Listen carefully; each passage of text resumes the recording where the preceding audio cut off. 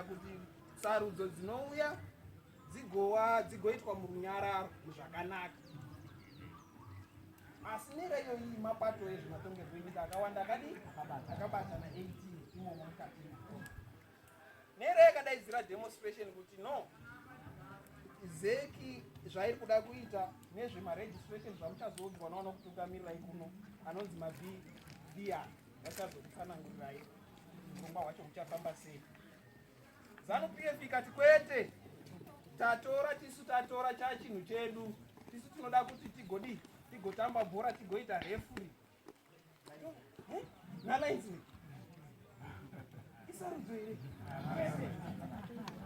Asi chakaitika pademonstration pakave nekubatana kwemaopposition political parties. Wakawepo vatsvangirai vaivepo, vaviti vaivepo, vanangarubvumi vaivepo, panga pakazara. Nesuwo anonzi masocial movement, macitizens movement, isusu vanhu takamirirawo mujekerere taivepo, tisiri mapolitical parties taivepo. Tikati imimi maopposition political tiri kukusapotai kuti maelections agoitwa murunyararo agoitwa zvakanaka. Asi zivai kuti imimi muri maopposition political parties, isusu tiri vanhu.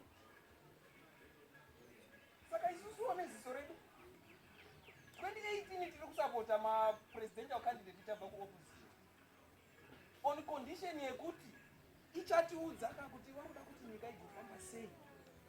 Ndawa ndo patakarasika 1980 ipapo tikati tatora nyika tobva tanowata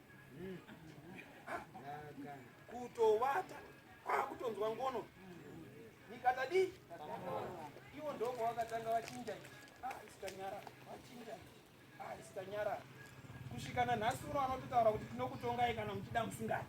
Ndozvinitoro zangu tichatongokutongai chete isu tinokutongai.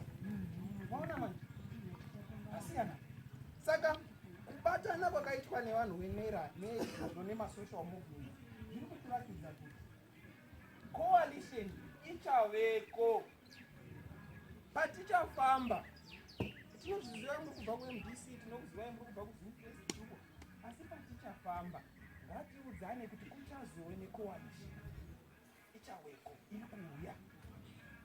Saka chatinoda kukurudzirana ndechekuti registration yatanga tose ngatiregistrei, kana nembwa dzedu nembudzi ngatitombodzana.